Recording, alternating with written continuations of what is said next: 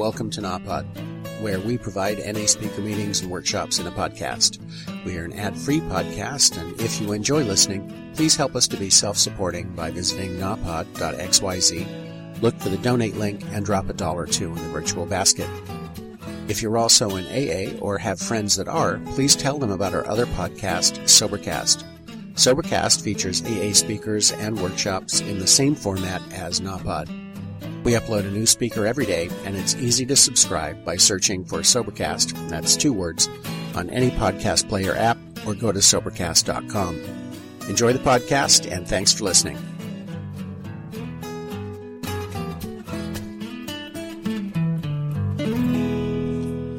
Hello, I'm Beverly W., and I'm a grateful recovering addict from Detroit. First of all, I'd like to thank God, and I'd like to thank you people.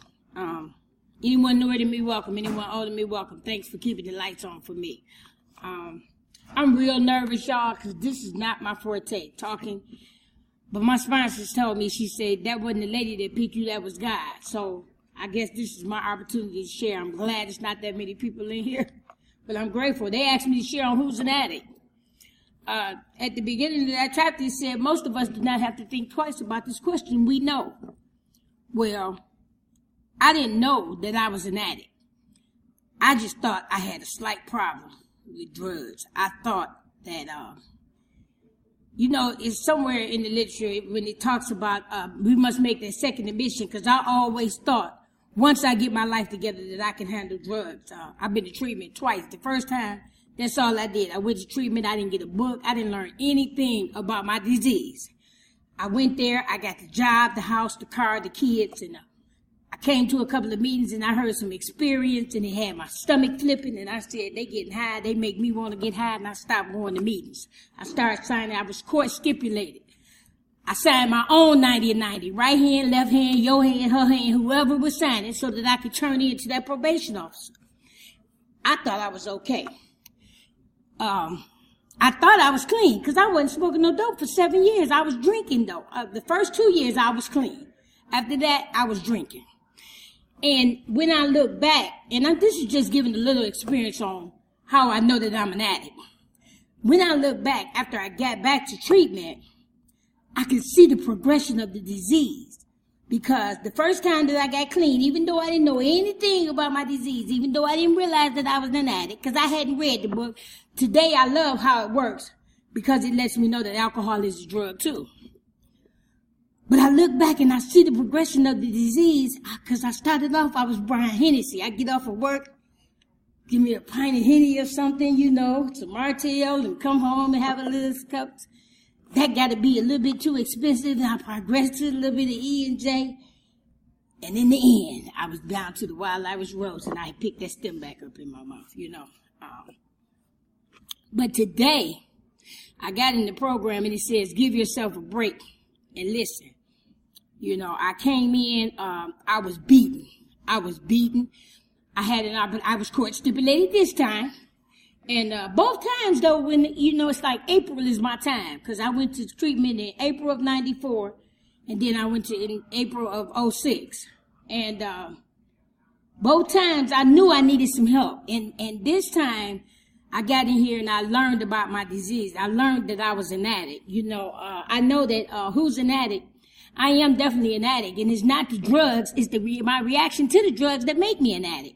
I am grateful today that I know that. I am grateful that I take the suggestions, and I got in here, they said make 90 meetings in 90 days, get phone numbers, use them. Get a sponsor, get in the center of this program, because if you stay on the edge, you're going to fall off. I'm grateful that I didn't stay on the edge. I'm grateful that I got around here, and I found someone who believed in me and wanted to help me in my recovery. This is an awesome, awesome program. Who's an addict? I know I'm an addict. And I know the reaction to the drugs is what makes me an addict. But sometimes it's not necessarily my reaction to the drugs. Because it could be my reaction to some other things that I become addictive. I know that the nature of my disease is mental, physical, and spiritual. It can touch me in all those areas. My disease can touch me in all those areas. It's like I can become obsessed and compulsed on anything, and I be off and running with a fixed ideal in my head, on some stuff, but I'm just grateful that I came around here and I learned that I am an addict, that I have a disease, that it's not a moral deficiency, that this is something that is treatable. But I realized today that I have to treat this on a daily basis. Because, I can go back to doing some stuff without my permission. Let me share that. Who's an addict? I am definitely an addict. I'm just trying to think, y'all are really nervous. And I'm just grateful. I'm so grateful that like I said, for this program, for the things that it has done for my life. I'm going to share some of my experiences of what has happened to me since I've been in this process. I've came in here, I took the suggestions, I got some no matter what's today. My first sponsor was died from the results of a fire, but they told me that if you sponsor this around here, you got a fool for a sponsor. And I was scared, so I started looking at some ladies that I felt was working this program, that had an understanding of this program that could help me and was going to tell me the truth and wasn't going to hold me up. And I am so grateful to you, Sean. I love you. Staying in position, being an addict and staying in position is something just so awesome. I remember I started off in treatment. I didn't have nothing. I was working in the second house for $5 a day. And everybody was like, oh, why you working over there? You ain't paying you but $5 a day. But I ain't have a dime. I was grateful for that $50 every 2 weeks. You know what I'm saying? And then I could see how I progressed. I got SDA. But I was like, I ain't want to be stuck on that. Because, see, I came around here and I heard some people share about they had went to school. And I started watching some people. And they was doing, I went and I told my kids, I was like, they get letters behind their names up in there. I'm going to get some letters behind my name. Well, today I'm a CNA. I'm a certified nursing assistant. I got my associate's degree. And I started school for nursing. The core class is this January the 8th. This will be my last convention until next year after I get my degree. No, I'm going to the world. I'm claiming that already. My school gonna be out for that week, so I'll be there. But just some of the miracles and things that God has done in my life since I've been in this program. I have 5 children. Let me share this. I have 5 children. And when I first came around here, I always shared that I only had 3 children because I had 2 boys that I lost in my addiction. Now, mind you, I knew that they were together. And when I got clean the first time, they didn't want to give me my boys. And I got to be honest, I didn't fight. Because they said, you might use again.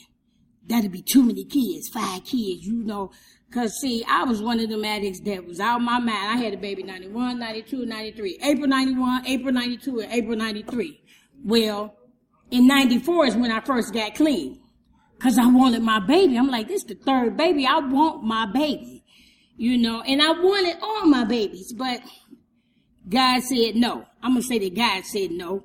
And I allowed it for them not to happen. But I remember I always told my kids, I said, y'all got 2 brothers. I had pictures of them.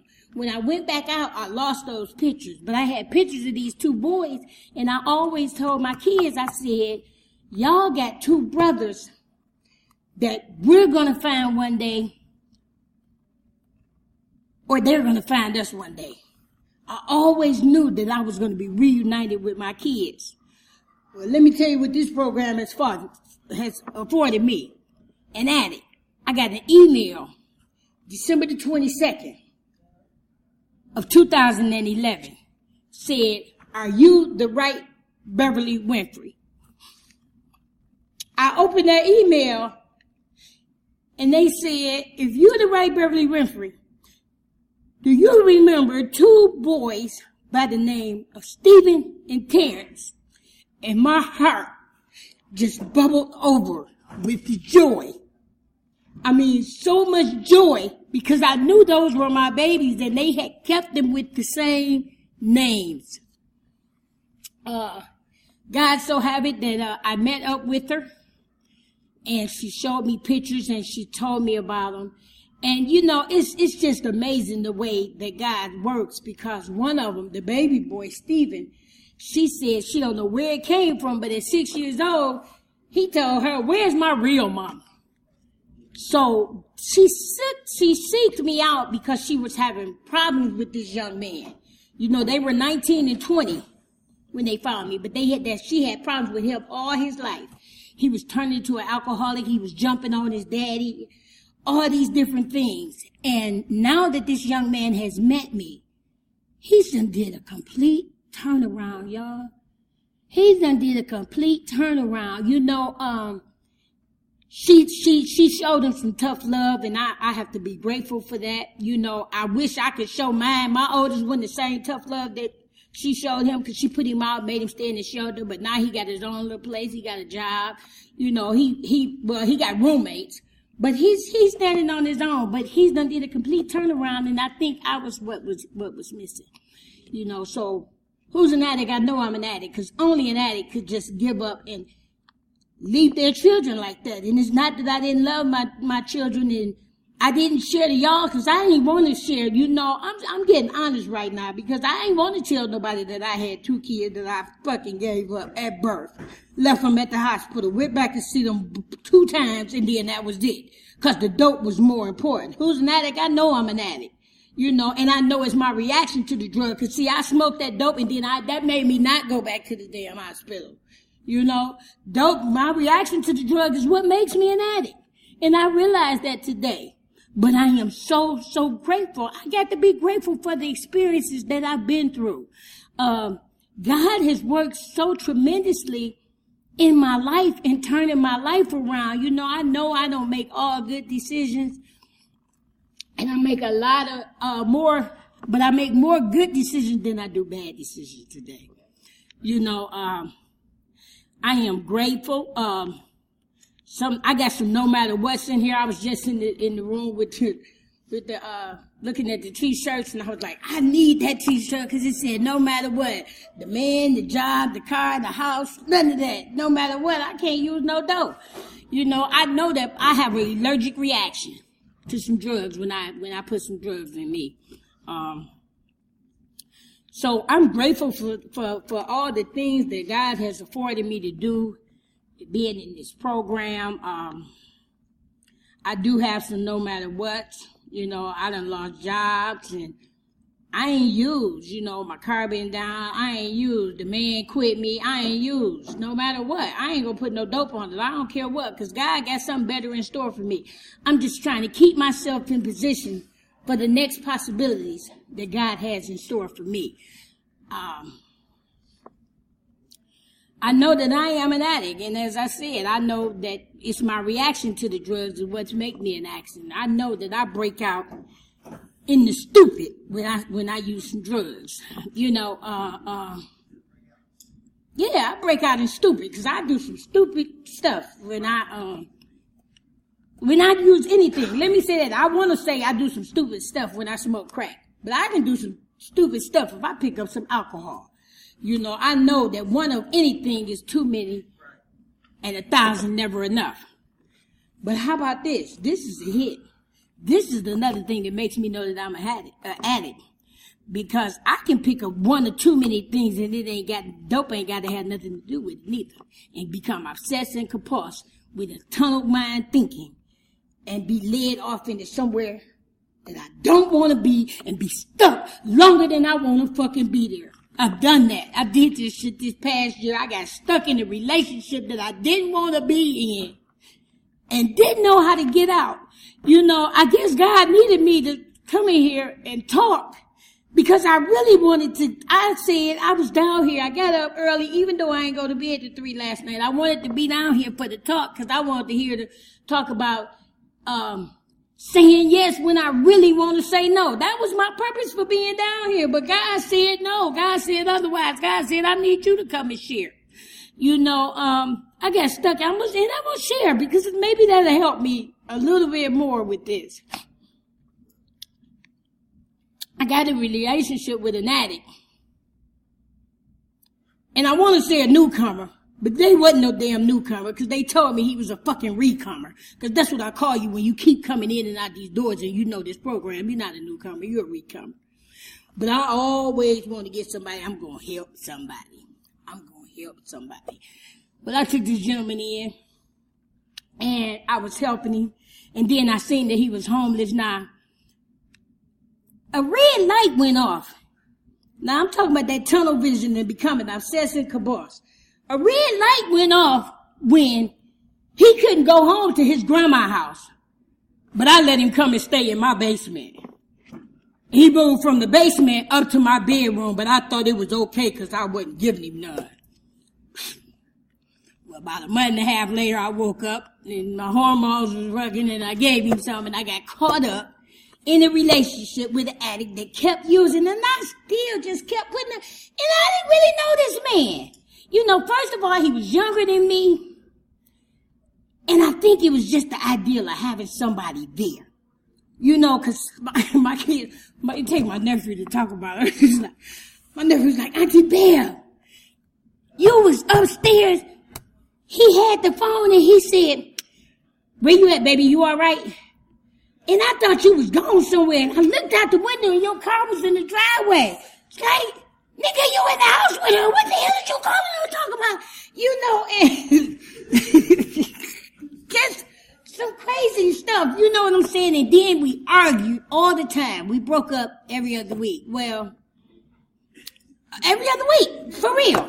I'm through with you. Would you please just go? Well, I finally got tired. You know, because I believe, this program has taught me, I believe, and I can show you better than I can tell you. Because first I wanted to make him go to meetings. I had to stop that. I said, I'm just going to show you. Because he used to always tell me, he's like, I've been watching you and I've been trying to see if when you go in the bathroom, because you can't be not getting high. He didn't believe, he was in the house with me and didn't believe that I wasn't getting freaking high. That's why he followed me around, because he thought I was sneaky getting high. Nigga, no. This is life on life. He was like, I remember my car broke down and he was like, you was just so calm. I was like, don't worry about it. God got it. I got AAA. I called AAA because I got road service today. I got real insurance today. I called AAA. Look, and I know I got a God. Because I didn't have a dime for real. But I had just went through MRS and they told me they weren't going to give me no more money. I called my worker and say, look, my serpentine belt, my battery is out. I need $295. She said, come get the voucher. They had just paid $2,000, told me they wouldn't give me another dime. She said, come get the voucher. But that was my faith. I knew my God had me. I didn't worry about it. You know what I'm saying? And, that was just some instances I was showing him that how I went on blind faith, knowing that God had me. See, because let me share this. Who's an addict? When I was sharing and I said about when I first got around here, I was taking the kids to church. I was going to church. We was going to Sunday school. We was going to Bible study, but I ain't have a relationship with God. I was praying for the job, the car, the house, the kids. I was still clean and fucking crazy. I was working credit cards, shit, every 3 months. I was getting my kids new gym shoes with somebody else's credit cards, all kind of old shit. Even though I was working the job every day. You know what I'm saying? I thought I had it going on. I had an income of $2,500 a month. You couldn't tell me nothing. Had bought a house. You know, I thought I was the shit. And was drinking. And life showed up and I found myself with that stem in my mouth again. Thank you. So, who's an addict? I know that I am an addict, but back to the story. It's like, I was helping this addict and all this stuff, you know, and, I surrendered. I said, I gotta surrender. I got to turn you over to God. And I put him out. I told him he had to go to treatment. He left. He went to treatment. He left treatment. He came back. I said, no, you're not coming back in my house now. Because, see, I'm a pushover, right? I'm soft. And he thought I was going to be a pushover. I said, no, nigga, here go $40. Go to the motherfucking motel and you get up and go back to treatment in the morning. Well, I gave him the $40. I be damned, it's at 4 o'clock in the morning. He ain't called me. He done smoked the $40 up. I let him come back. But see, I had a plan. I had to get up and go to work. When I get up and go to work in the morning, you came in at 4. When I get up and leave to work in the morning, I got to be to work at 7:45. You got to get up and go too. And that's what I did. And he got up and I went to work and he called me again. And I had somebody cover for me and I left and I took him to treatment because I said I was done. Well, I guess I really wasn't done. I still wanted some more pain. I still wanted to allow, I can't say what I allowed him because I got to look at the part that I did. Because all I had to do was take my hands off of it. No, I still want to help somebody. I still want to take this nigga cigarettes and butterscotch. And, okay, I'm going to be there for you because I believe that I'm loyal and you my friend. We're going to be friends. And got caught back up. And then as soon as somebody came up and whispered in your ear when you get a year, I'm going to holler at you. And this nigga had the nerve to come to me and say, what they mean when they say they get a year? I said, nigga, that means she want to fuck you. You don't know what it means? It's real simple, Anyhow, long story short, he went on with that, and it was the best thing for me. But now, in the meantime, I've been in some pain because of this situation. And I can't say that it's just so much about what people think. I do care about what people think, and I don't care about what people think. I had asked God to remove this. How about sometimes we will ask God to remove some stuff, but then don't like the way he removed it. See, that's the whole point of it is I asked God to remove this man from my life, but then the way he chose to remove it got me in some pain. But see, I know that this is to help me to get better. It's to help me to grow. It's to help make me a better woman, to make better choices, because I know my picker is bad. I always want to pick somebody that I got to help. You know what I'm saying? My nephew was teasing me. He was like, Auntie Bam, how many of your boyfriends done had cars? I'm always riding a nigga around in my shit. How come somebody can't come and pick me up? But I have had 2 that had some cars that was able to pick me up. But, it's just, who's an addict? And I know that I am definitely an addict. I don't know how much, where the old boy go?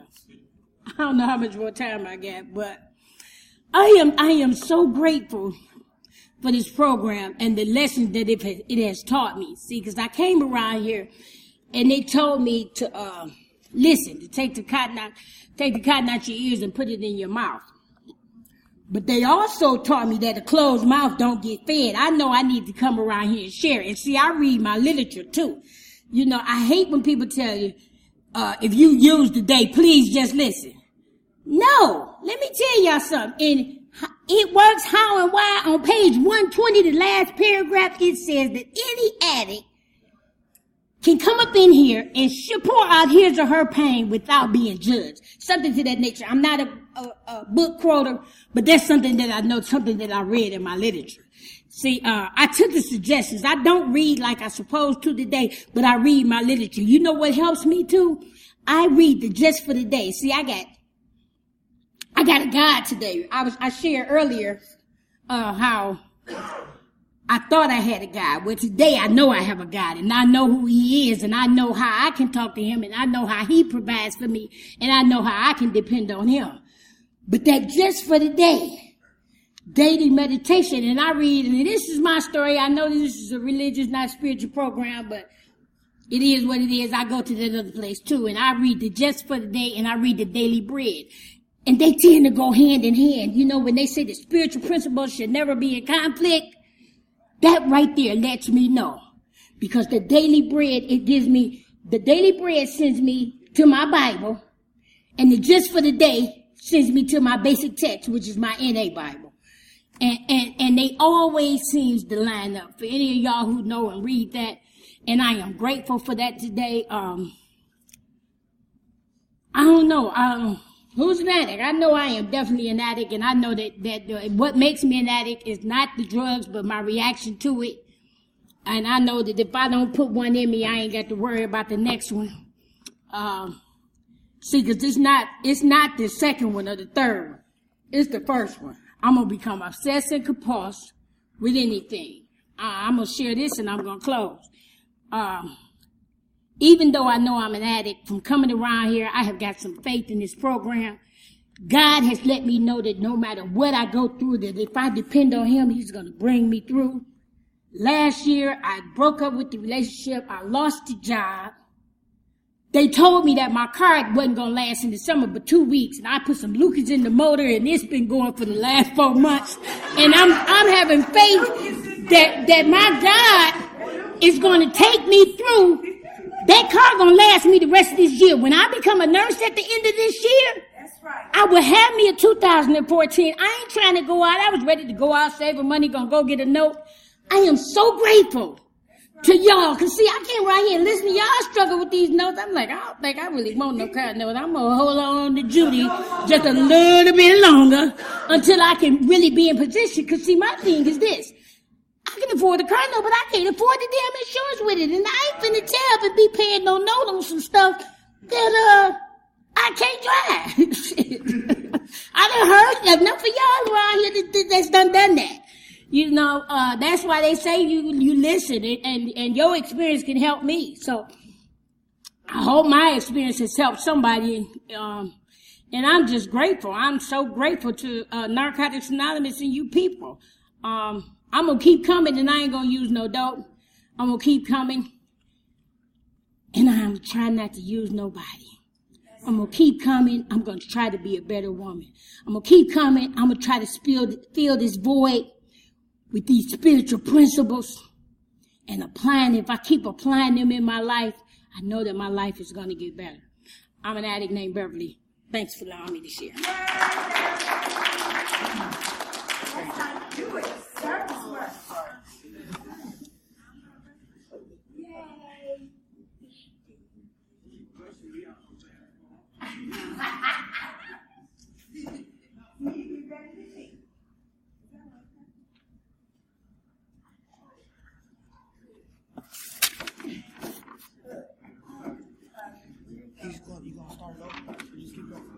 All right, we got another speaker. His topic is Why Are We Here? Gary I from Springfield, Ohio.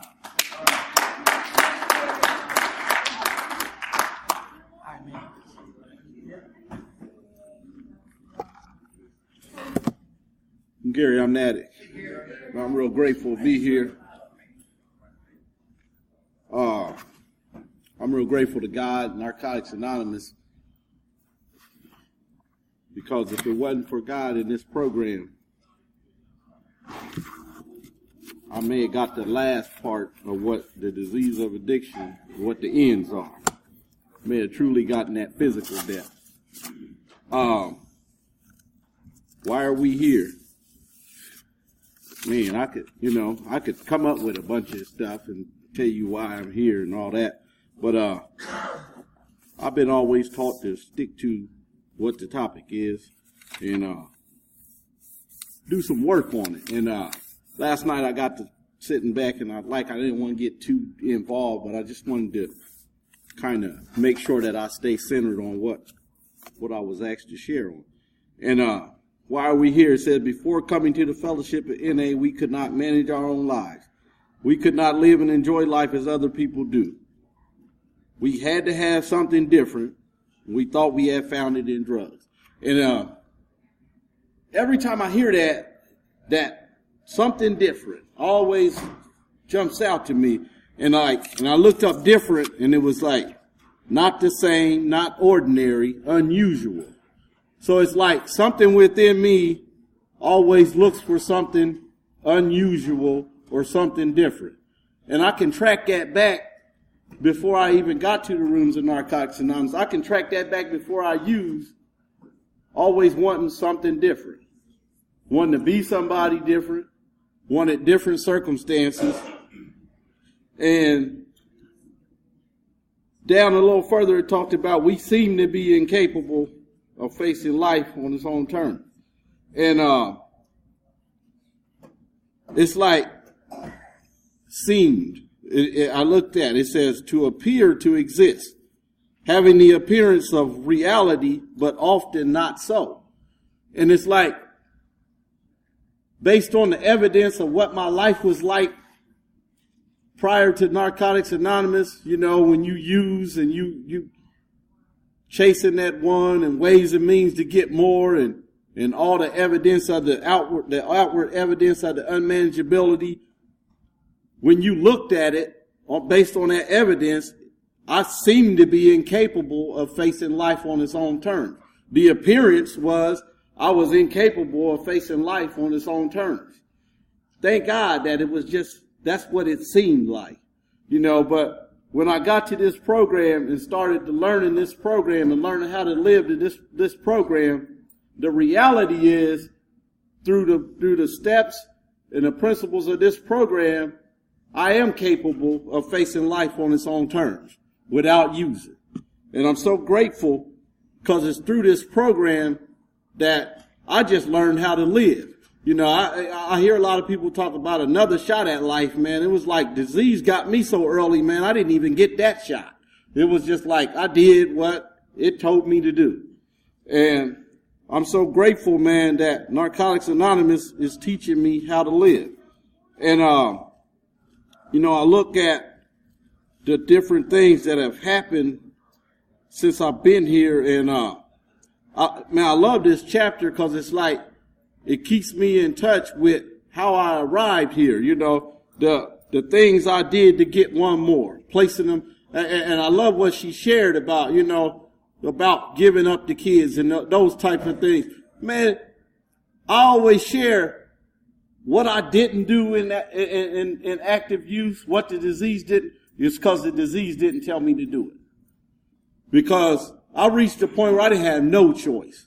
And in this chapter, it talks about the progression of that, where it talked about using was fun, then it became a habit, then it became necessary for survival.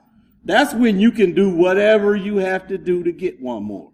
When it becomes necessary for survival, because I remember, man, truly believing that if I didn't get one, I was going to die. So it came down to, am I going to die or I'm going to do what I got to do to get one? You know, to the point where I didn't even, man, I fit the literature so perfect. It talked about we got to a point where we felt like we were a lost cause. See, I didn't even want to wake up because I knew it was on. Once I hit the floor, I was going to do something to somebody or do something to compromise myself, my principles, everything that was instilled in me at a young age. I was going to have to go against all that to get one. And to the point where I was just like, man, I'd rather not even wake up. Because it's like, man, I'm so grateful for being able to come in here and then get the information. Because somewhere in my mind, I knew. It was like, it talked about we knew, most of us realized that in our addiction, we were so slowly committing suicide. Man, I knew I was killing myself. But addiction is such a cunning enemy of life, we had lost the power to do anything about it. I didn't know that one, though. It was just like, man, I would always say, man, under the right circumstances, I get the right girl, get the right job, this fall into place, I'm going to make this thing work.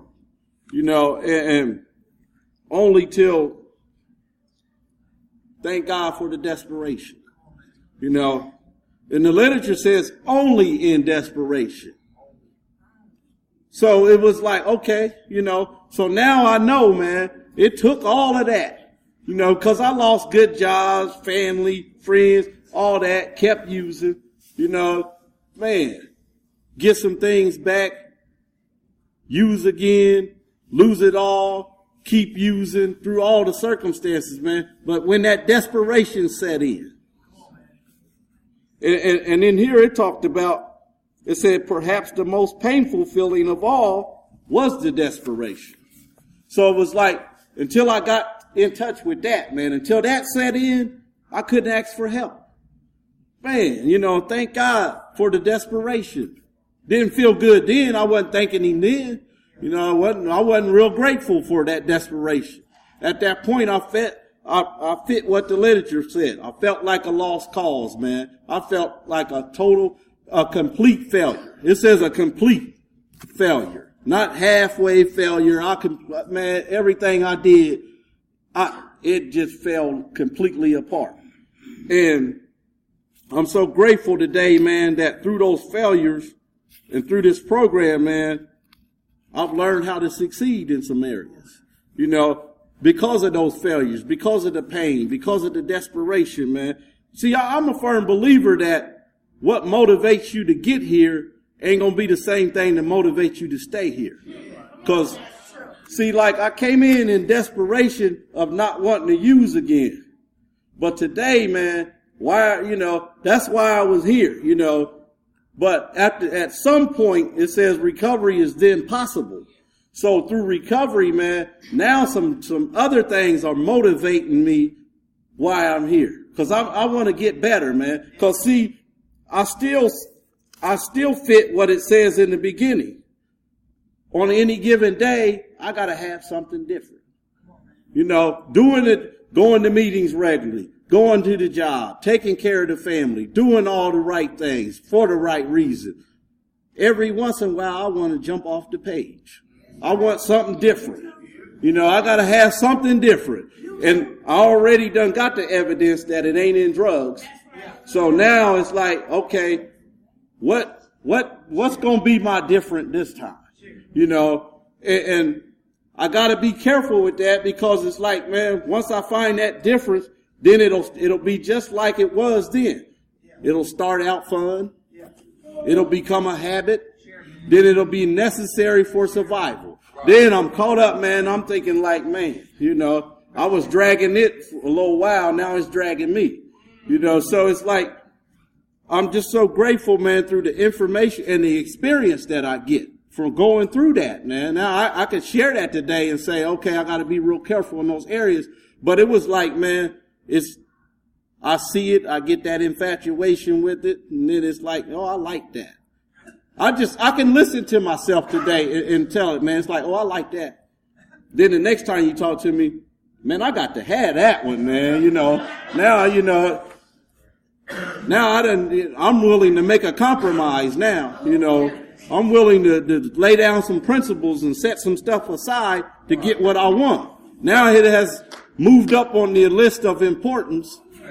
Now, it ain't just like I gotta have it. I got to have it now, you know. It ain't nothing gonna get in my way of having it now, you know, until I get it. And then become trapped by it. Man, and you know, and I was sitting up last night and I was like, man, you know, I was looking at all the something different that's been causing me pain, you know. It's like, man, you know, because it can be anything, man. Money, food, sex, you know. Man, I just like right now, and then I'll look at the results that I get from going in that path, man. And it's like, I'm sitting here now, man, I'm going to my doctor and I'm like, man, I'm ready to get off this blood pressure medicine. I don't want to keep taking this cholesterol medicine. And he like, lose some weight, change your diet, start doing some stuff different, you know. And it's like, okay, I do real good. Been losing the weight, been exercising, doing all the stuff he say, and then all of a sudden, I got to reward myself now. I want something different now. You know, I'm tired of grilling this meat. I'm about to fry this chicken, man. I'm about to eat this now, you know.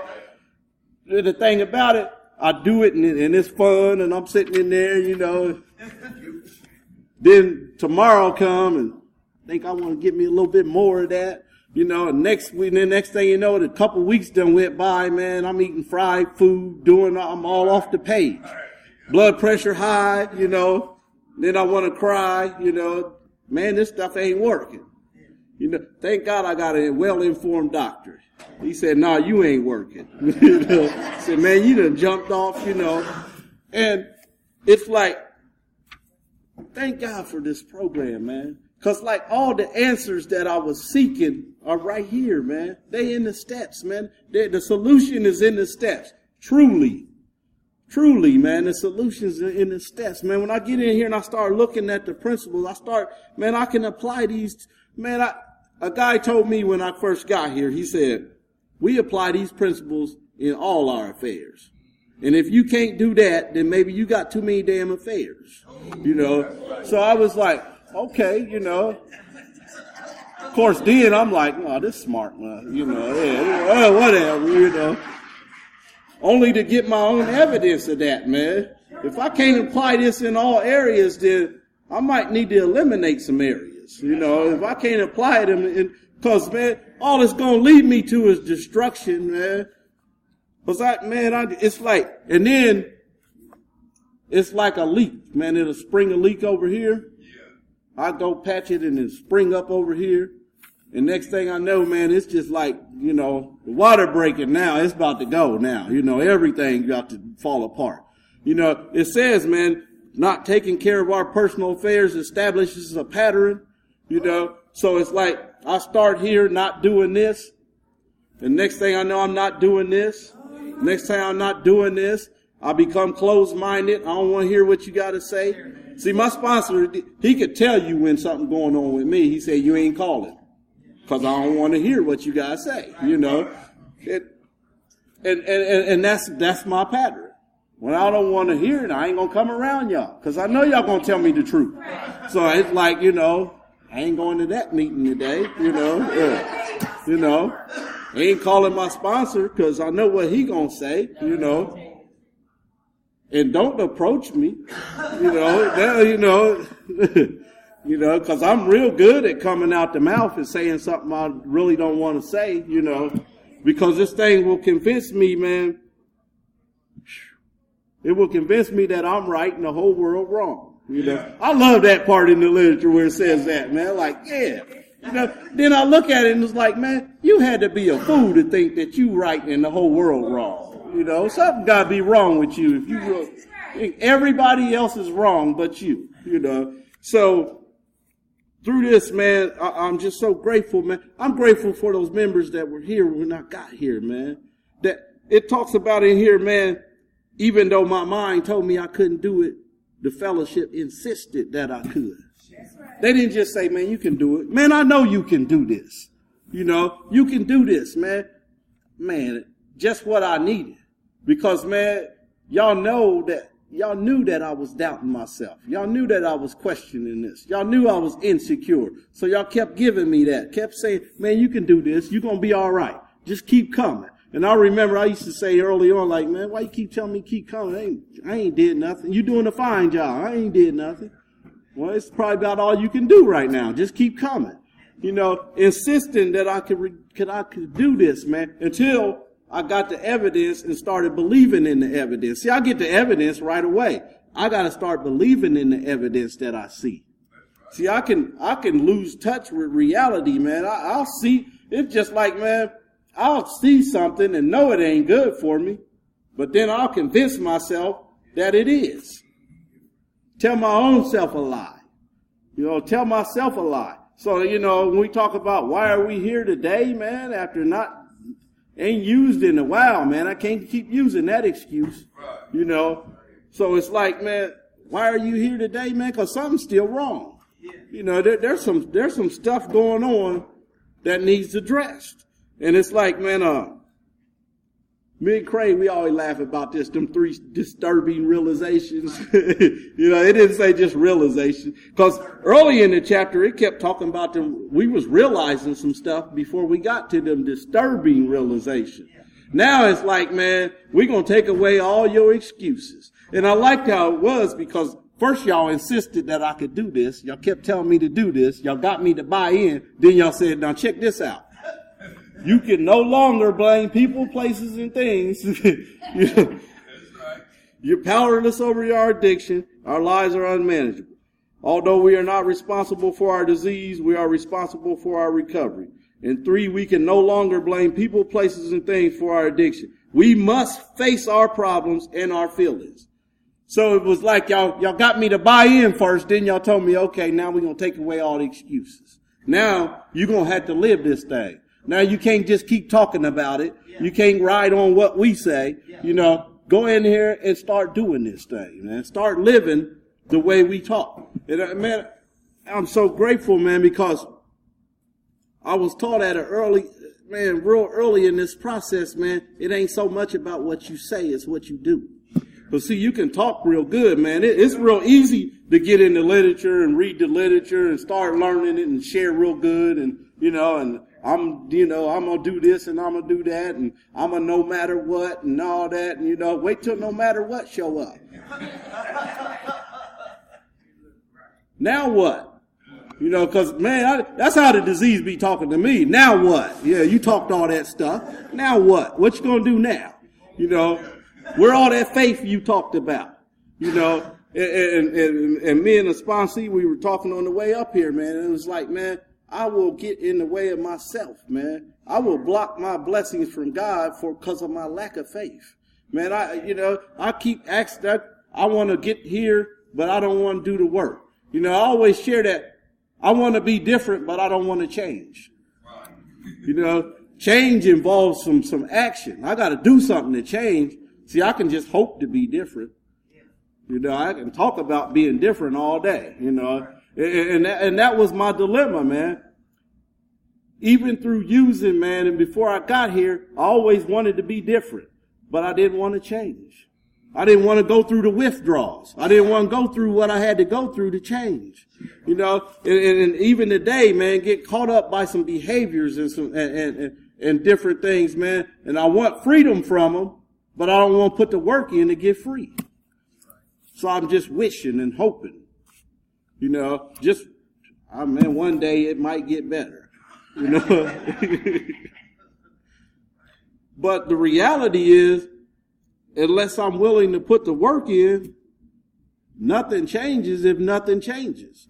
So it's like, man, I can keep coming in here talking about change and keep talking about what I'm going to do. But if I don't do it, ain't nothing going to happen. And I'm so grateful, man, that I found out through this process, man, this is an action program. That's right. Man, we gotta get busy, man. Because see, I didn't have no problem working when we talked about getting one. Do what you gotta do. Hey, man, you know how we share all that good, man. I'm grinding. I'm out here doing it, man. I'm doing my thing, But then I come on this side, man. It's like, man, I don't know if I want to, but I want that freedom. I want that freedom. I see y'all. Man, I thank God for the experienced members, man, when I got here, man, because I saw something in them that, man, thank God for this addict sitting here, man. It's like, I always tell this story, man. I don't even know if I ever really shared it with him, but I was early in recovery, and he was sharing, and he kept looking up. And he was sharing, and he would just, like, keep looking up. And I asked my sponsor, I said, man, what are you looking at? What are you doing? He said, he talking to God, man. He getting hooked up, man. Some things is happening, man, and that has always attracted me because it's like, man, I want that, man. I want that peace, that serenity, that faith that no matter what, man, I'm going to walk through this. I'm going to walk through this. See, I always share that I know what's going to happen if I go do what I want to do. I know how it's going to turn out, but I got to stay here long enough to see what God's going to show for me. See, God always shows up, man. God is just waiting on me to ask him to help. And through this process, man, I'm learning. Through my own experiences, I'm learning, man, slow down, wait, ask God to help you, and go through, man. Go through with faith. That's the biggest thing that I've got out of this program, man. That's why I'm here today, man. I want to get closer to God. I want to be the man that God intended me to be. Man. I just lost my father, man, like a few months ago, man. And this guy, man, I'm not my father, man, my hero. I'm talking about, man, someone that I knew no matter what, it was going to be all right. He instilled in me, man. He was a man who loved God. He didn't do it through this program, but he had a program. That's right. He lived his life with his love, according to his love and his faith in his God. And I remember using, and it was Father's Day, and I come in, he wanted me to go to church with him. I went, and they asked us to say something nice about their father and all this. And see, man, this thing, man, when this disease start wreaking havoc, man, you do damage to people, man. And it's like, man, every time he saw me, man, it was like this look would come across his face, like disappointment and just fear and just like, man. And I got up and I said something, and I was like, one day I wish I could just be like him, to be like my dad. And that hurt him for me to say that, man. And I remember after that, he said, man, you keep talking about you want to be like me, man. Well, you need to get right with God. If that's what you want to do, If not, quit saying it, And through this process, man, of coming to Narcotics Anonymous, man, I've gotten closer to being that man that I said I wanted to be. And I wasn't lying, man. I wanted to be like my dad. And today, man, I got the evidence, man. Through this process, working steps, coming here, and just, man, like lowering my expectation of people's approval. Just doing the work, man. And this guy, man, who told me he told me in active use, man, I got insurance on you because I don't know what's going to happen.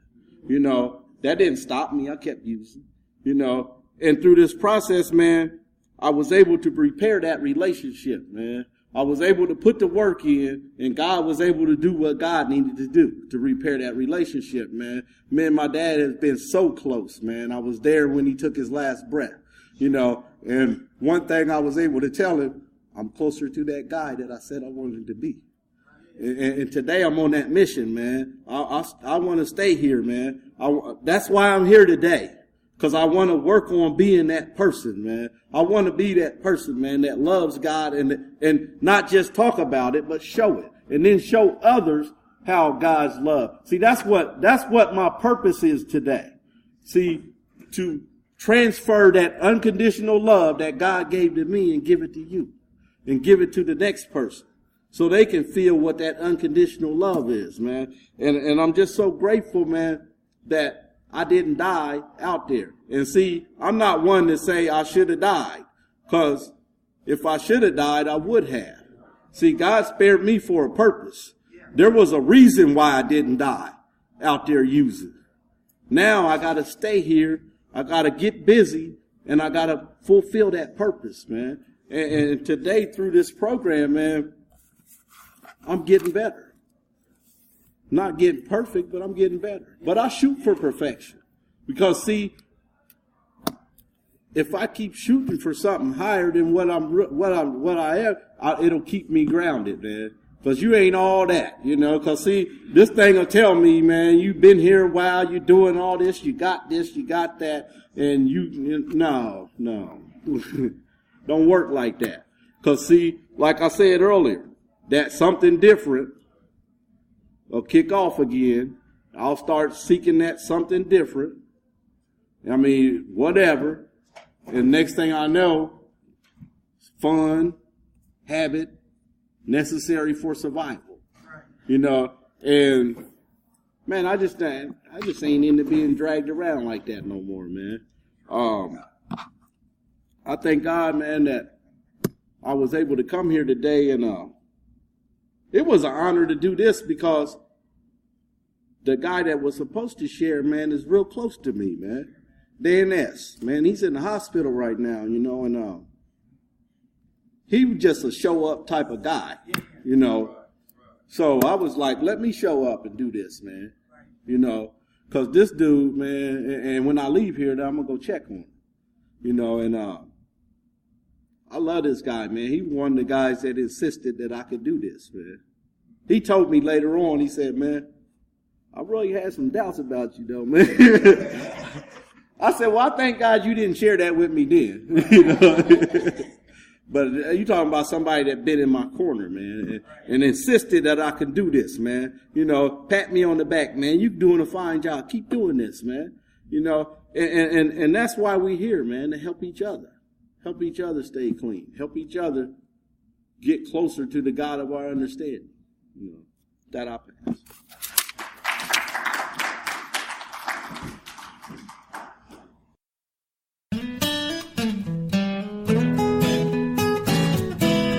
Thank you for listening. I hope you enjoyed the podcast.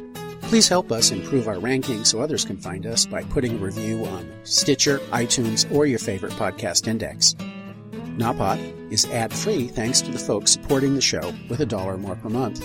If you enjoy listening, you can join them by going to nawpod.xyz and looking for the donate link. Thank you for listening. Have a great day.